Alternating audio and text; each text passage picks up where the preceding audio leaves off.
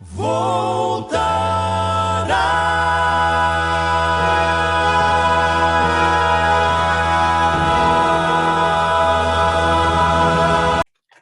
todos que estão aqui comigo neste canal, a graça e a paz do nosso Senhor Jesus Cristo. Vamos continuar o nosso estudo sobre o livro de Apocalipse, sobre a grande tribulação, e hoje nós vamos falar sobre a queda da grande Babilônia política e econômica. É a nossa aula de número 39, e eu te convido a vir comigo e estudarmos juntos. Vou colocar o PowerPoint. Ok.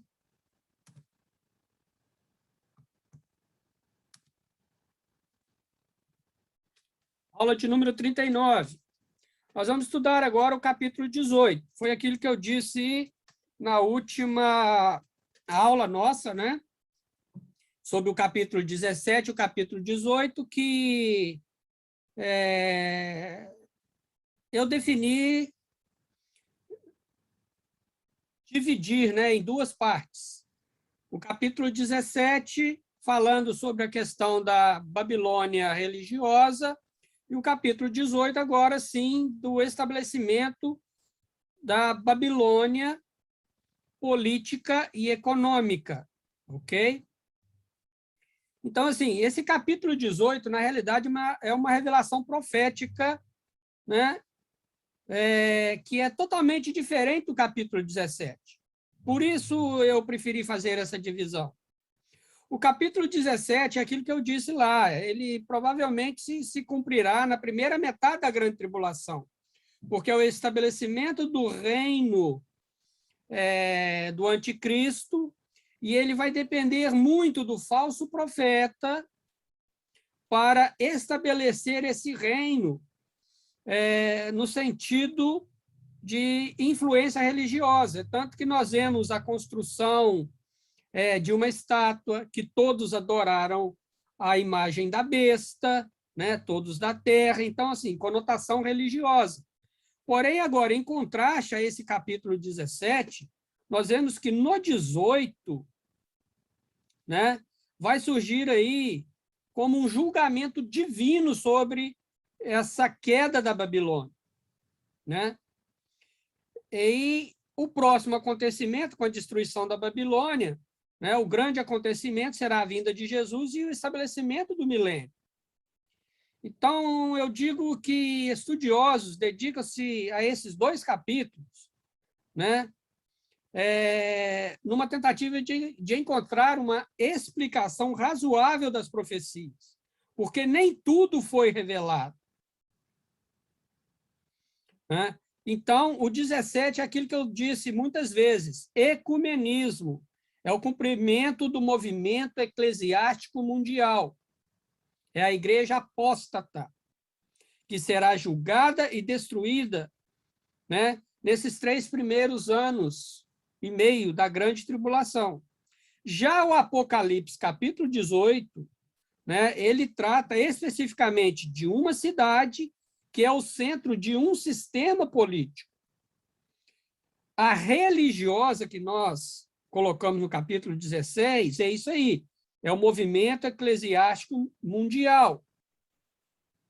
Então, são religiões do mundo inteiro, que serão comandadas pelo Império Romano religioso, que tem a sua cidade, Roma, que é chamada a Grande Babilônia. Ok? Então, é a destruição de um império religioso, que tem, né, como todos têm, uma sede. Ok? Então, vamos ao capítulo 18, que trata realmente de uma cidade. Então, é aquilo, nós vamos ler separadamente o capítulo 18, eu quero que você leia depois, pausadamente, esse capítulo para que haja um entendimento. Então, eu vou começar no capítulo 18 e o verso 7, ok? Capítulo 18, a Babilônia política e econômica. Capítulo 18, verso 7. Quando ela se glorificou e em delícia esteve, dá-lhe outro tanto de tormento e pranto, porque diz em seu coração: estou assentada como rainha, e não sou viúva, e não verei o pranto. Isso aqui diz respeito àquela mulher de 10 chifres, 7 cabeças, que é o anticristo. Verso 7. Agora, nós vamos lá no verso 9. E os reis da terra que fornicaram com ela e viveram em delícias, a chorarão, e sobre ela prantearão, quando virem a fumaça do seu incêndio. Então, quer dizer, é um local determinado. Estando de longe, pelo temor do seu tormento, dizendo: ai, ai daquela grande cidade de Babilônia, aquela forte cidade, pois em 1 hora veio o teu juízo. E sobre ela choram e lamentam os mercadores da terra, porque ninguém mais compra as suas mercadorias.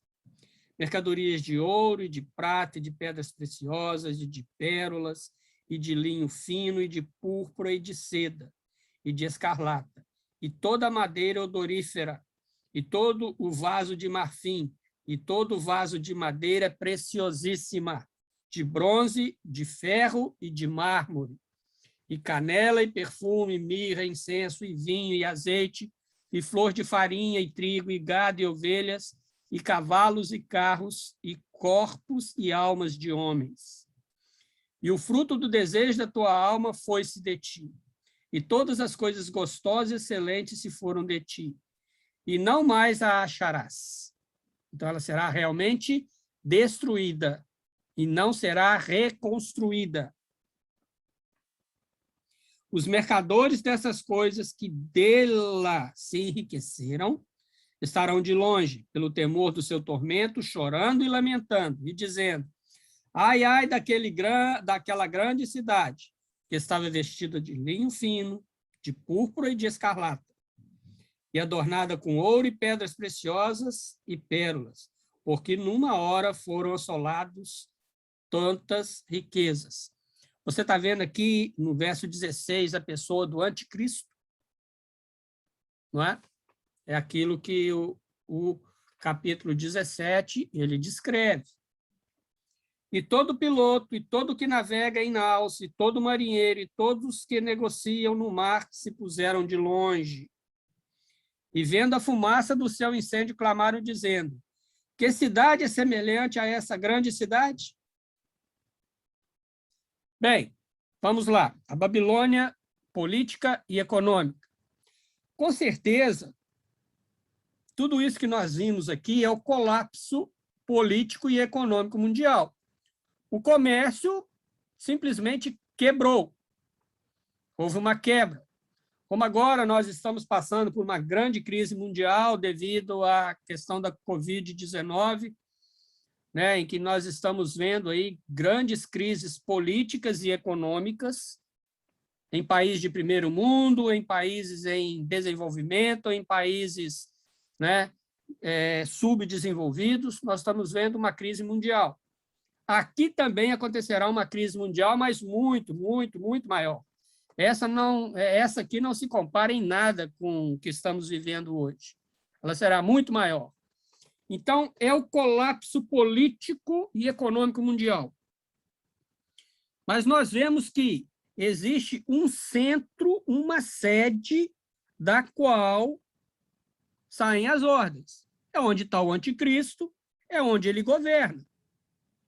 Então, caindo essa sede, já que todos os reis da terra entregaram o governo para ele, significa que, entrando essa grande crise econômica e política, todos os outros reis da terra estarão prejudicados, estarão sendo afetados. É por isso que diz aqui justamente isso, que, né, que os mercadores que vendiam isso, que vendiam aquilo, que davam em troca, que faziam mercadoria, que simplesmente acabou tudo. Entraram em crise, entraram, né, no que nós podemos falar na Grande Depressão. Mas é uma Grande Depressão mesmo, não é igual aquela de 1929 nos Estados Unidos, não.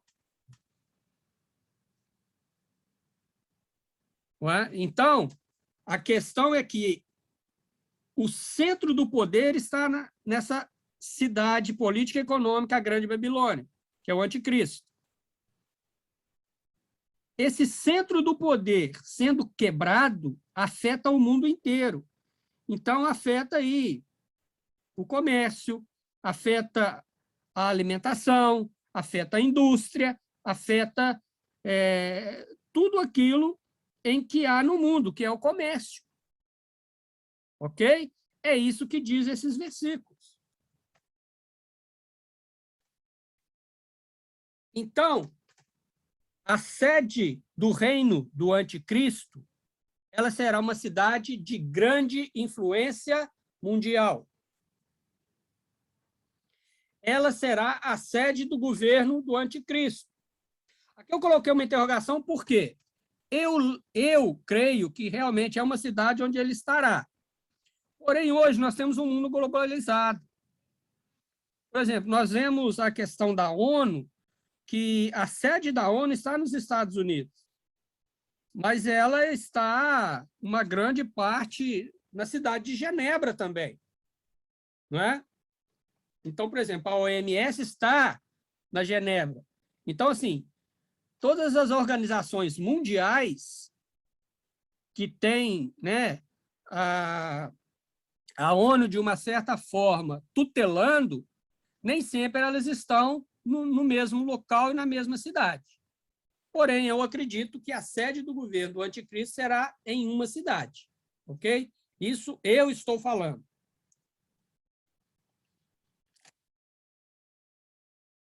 E é aquilo que eu disse, decisões e políticas econômicas irão sair dela.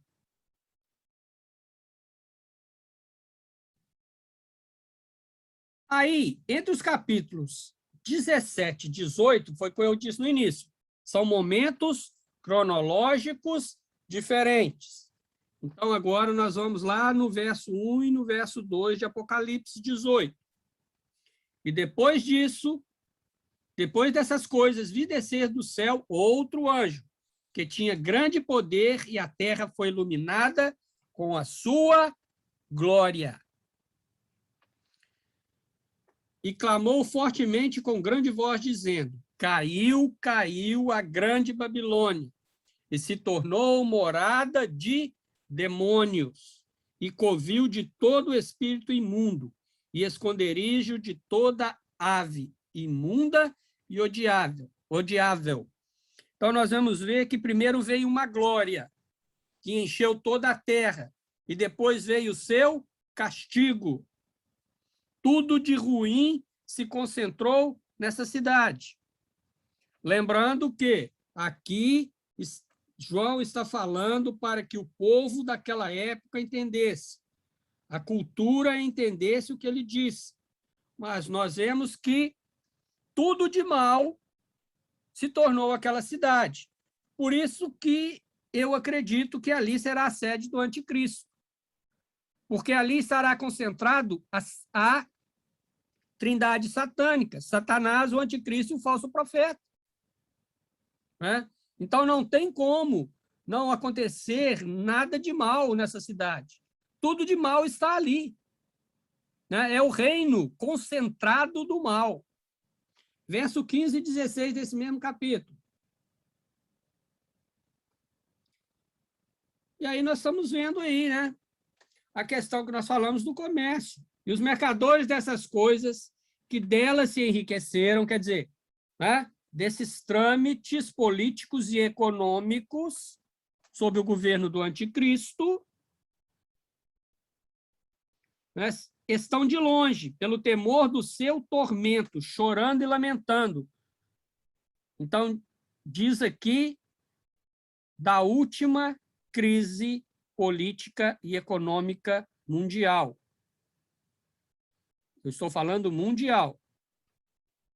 E dizendo, ai, ai daquela grande cidade que estava vestida, né, que era poder, linho fino, púrpura, escarlata, quer dizer, tecidos caros da época, e adornada com ouros, pedras preciosas e pérolas, joias de alto valor, porque numa hora foram assoladas tantas riquezas. Então, a destruição será repentina. Agora o 21 e o 24. E um forte anjo levantou uma pedra como uma grande mó e lançou-a no mar, dizendo, com igual ímpeto será lançada a Babilônia. Aquela grande cidade não será jamais achada. E em ti não se ouvirá mais a voz de arpistas e de músicos e de flautistas e de trombeteiros, e nenhum artífice de arte alguma se achará mais em ti. E ruído de mó em ti não se ouvirá mais. Então, é o colapso que chegará ao reino do anticristo. E nós vemos aqui o seguinte, que é como uma grande mó, e lançou-a no mar, dizendo, com igual ímpeto será lançada a Babilônia. Não é que vai ser lançado no mar, e as águas do mar vão invadir a Babilônia e vão destruí-la. Não é isso que a Bíblia está dizendo, mas às vezes nós ouvimos. Está dizendo como. E com igual ímpeto, quer dizer, como é lançada uma grande pedra, né, no mar e há aquela agitação da água, assim será também com a queda da grande Babilônia política e econômica. Ok? Então, não tem nada a ver com tsunami, com maremoto, com isso, não. É como o quê? É igual a João comparando para que eles entendessem. Outro anjo. Então, nós vamos ver que o modo de destruição é diferente da Babilônia religiosa. E se dá na segunda metade da grande tribulação. Até pelos acontecimentos que virão após o capítulo 18, nós chegamos a essa conclusão. 18, 4 e 8. É aquilo que eu disse, nós vamos picando o capítulo para que você tenha um melhor entendimento. O 18, 4 e 8 diz o seguinte, e ouvi outra voz do céu que dizia, sai dela, povo meu, para que não sejas participante dos seus pecados e para que não incorras nas suas pragas. Mas, povo meu, sim, aqui está dizendo das questões que hoje já estão reinando no mundo.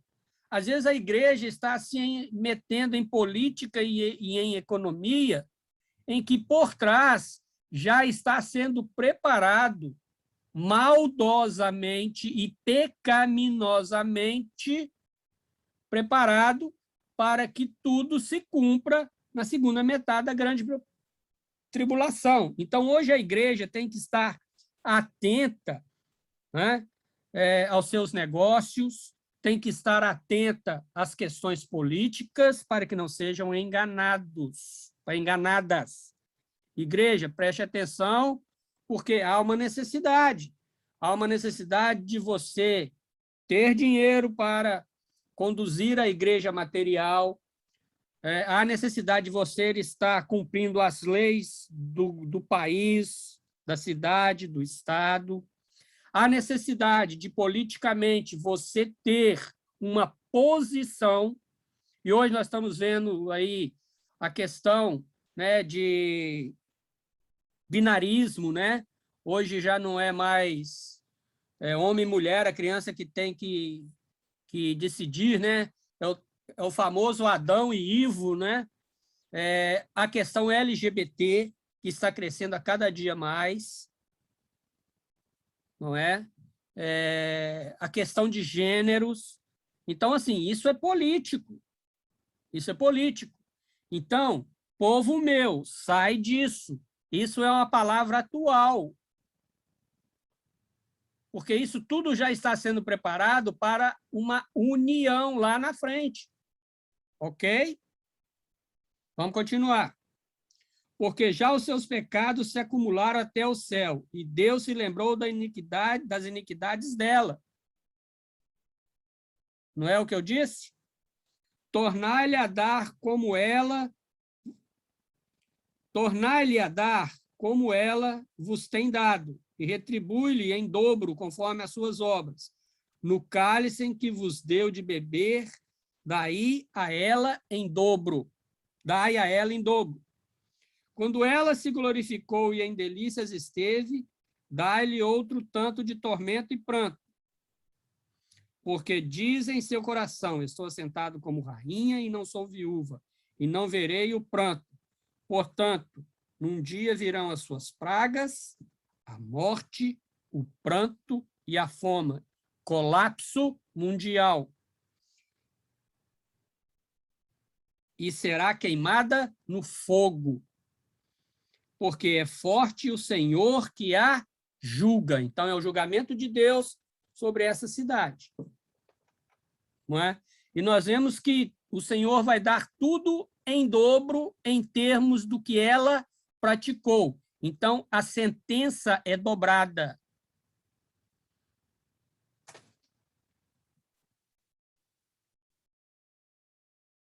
Os que não aceitaram a marca da besta são chamados a fugirem dela. Então, aqueles que ficaram serão chamados a sair dela, até porque eles terão grande perseguição. E nós hoje, como igreja, tomemos cuidado com o que está acontecendo no mundo atual, para que nós não nos envolvemos em questões em que a Bíblia condena. A advertência vem depois das 7 taças, onde a terra já estará num tremendo caos. Então, coloquei uma observação aí, ó. O anticristo governará com mão de ferro e se colocará como um Deus. É o seu último tempo de domínio. Paulo fala sobre isso em 2 Tessalonicenses 2 e 4. E será dado a sua sentença pelo seu orgulho e pelos seus pecados, por achar que ela é indestrutível, tanto como cidade, como governo.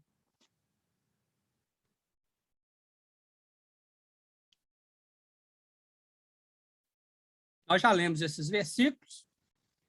Então, o que acontece?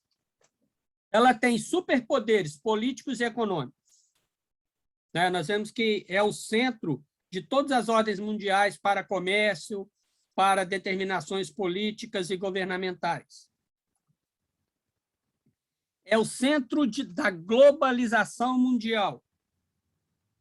Então, nós temos ali uma cidade soberba, nós temos ali um domínio econômico, um domínio político e luxúrias e pecados sendo praticados. Ok? Lembrando que aquela questão dos 10 reis vão entregar tudo na mão do anticristo. E o anticristo vai reinar politicamente e economicamente, e esses 10 reis estarão sob o domínio, obedecendo às ordens. Então, é por isso que eu chamo de centro da globalização mundial. Aí nós vemos que a globalização mundial, nos nossos dias hoje, cada dia mais avançada. Né? Não há mais barreiras, nem políticas, nem comerciais, e nem de fronteiras geográficas. Não é? A questão da Babilônia. Bom, haverá um grande incêndio. A causa. Há estudos em que é a questão do terremoto ou de um meteoro que cairá sobre a cidade. Por isso que eu coloco uma interrogação, porque muitos dizem que para acontecer uma tragédia como essa, né, teria que acontecer também uma tragédia desse tamanho. Então, pode ser um grande terremoto, ou pode ser também um grande meteoro que cairá sobre a cidade, porque diz que ela se acabará em fogo. Não é? Por isso, muitos defendem aí a ideia desse meteoro. Porém, eu deixei uma interrogação, porque é só ponto de vista. Há um lamento mundial pela queda da Babilônia. Sim, entregaram o reino ao anticristo e agora estão todos destruídos. Não é? Catástrofe mundial dentro da área política e econômica. E também dois fatores. Primeiro, porque ela é o centro político e econômico do mundo. Não há mais governo, né? Não há mais controle. O carro está desgovernado, sem freio, morro abaixo. E outra, causa uma crise mundial sem igual. Não é? Então, o mundo entra no seu último período de caos para sua total destruição. Já vem o tormento, né? Que nós já estudamos nos selos, nas trombetas e nas taças, e agora vem aí, vamos dizer, o ponto final da história do planeta Terra, começando pela destruição da Grande Babilônia. Porque diz o seguinte: anjo lança uma grande pedra no mar. É aquilo que eu disse. Nós temos que interpretar isso como que a visão de João. É como que. Então, nós temos que entender assim. Bom, deixa eu pensar aqui. Um anjo lança uma grande pedra no mar. Tá. É como que eles lançassem uma grande pedra do mar. O que isso acarretaria no mar? Assim acontecerá com a Grande Babilônia. Outra coisa, essa pedra, ela está simbolizando a destruição definitiva da Babilônia. Porque no final do versículo 21 diz: e não será jamais achada.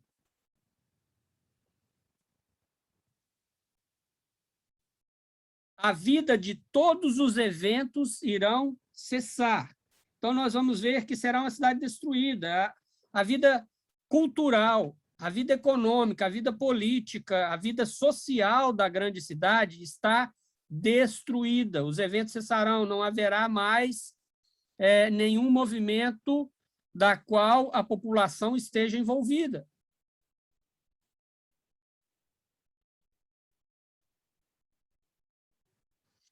O verso 24, ele fala: e nela se achou o sangue dos profetas e dos santos e de todos os que foram mortos na terra.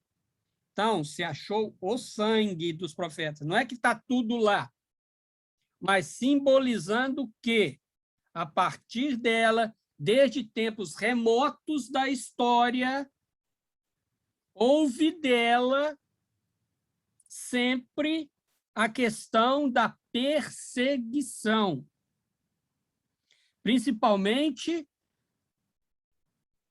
a partir do Novo Testamento.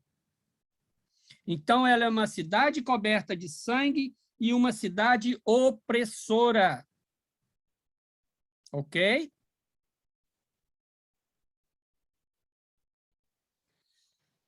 E é o último império sob o domínio de Satanás.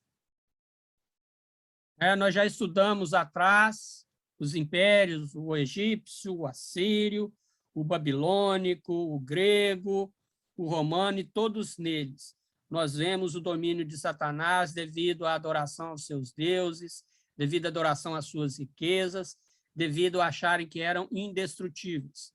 Um coração de pedra, um coração em que reinava somente o desejo de dominar, seja a o custo que tivessem que pagar. E aí, realmente, ali havia orgulho, soberba, grandiosidade, né? O coração do homem é enganoso. E Satanás aproveitou disso e colocou, né, toda a sua astúcia no coração dos reis e imperadores que reinaram sobre esses reinos. E esse é o último império satânico, conduzido pelo anticristo. Essa cidade é Roma. Mas por que Roma? Porque, veja bem, tudo que nós estudamos aqui se refere ao que o Império Romano, que estava concentrada a sua sede em Roma, fazia.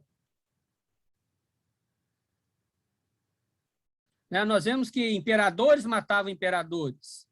Imperador matou sua mãe, prostituiu-se com a sua irmã, não é? Nós vemos isso, e isso continua acontecendo e vai continuar acontecendo no grupo em que o anticristo dominará, não é? E nós vemos que o verso 24 diz isso aí, ó, o sangue dos profetas e dos santos e de todos que foram mortos na terra. Vejam bem, o Império Romano foi um dos que mais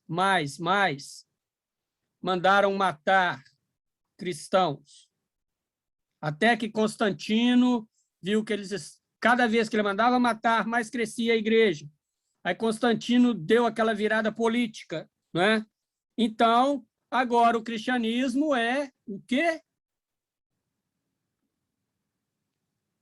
A religião oficial do Império Romano.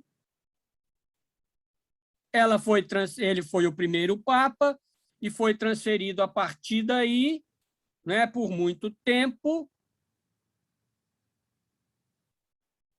o sacrifício de muitos santos e de muitos profetas que profetizavam naquela época. Então, não foi uma conversão ao Senhor Jesus Cristo, mas sim uma conversão conveniente, política e econômica para continuar com o poder. E nós sabemos que, falando religiosamente, né, Constantino era imperador e era papa. Então, nós vemos que ele tinha questão religiosa e econômica. E isso prevaleceu por muitos séculos. Não é? E, mais uma vez, eu digo, olha, estude a história da Inquisição. A reforma protestante veio por quê? Lutero, quando ele foi a Roma e viu o absurdo que era pagar pela salvação, pagar para sair do purgatório, ele voltou. E revoltado. E olha que ele era um teólogo, ele era professor. Ele pregou as 95 teses na porta da igreja e aquilo ali começou a reforma protestante. Mas nós vemos, mesmo hoje, ainda uma perseguição à igreja, mesmo que seja velada por Roma. Não é? Então, assim, você tem ali também uma questão política e econômica, não é só religiosa. Então, essa cidade que produziu tudo isso, ela será completamente destruída. E o mundo será destruído por quê? Porque tudo estava naquela cidade. Ali era a sede do império do anticristo. Então, com a sua destruição, desmoronou-se, né, toda a estrutura política e econômica da Terra.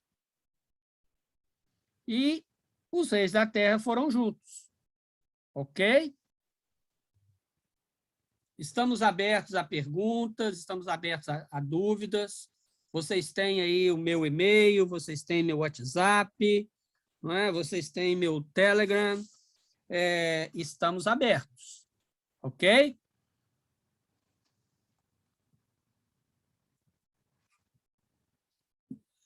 E aí eu coloquei aí, ó, entre os anos de 1540 a 1580, foram mortos mais de 900.000 cristãos na cidade de Roma. Isso aqui eu peguei aqui um período de 40 anos. Não é?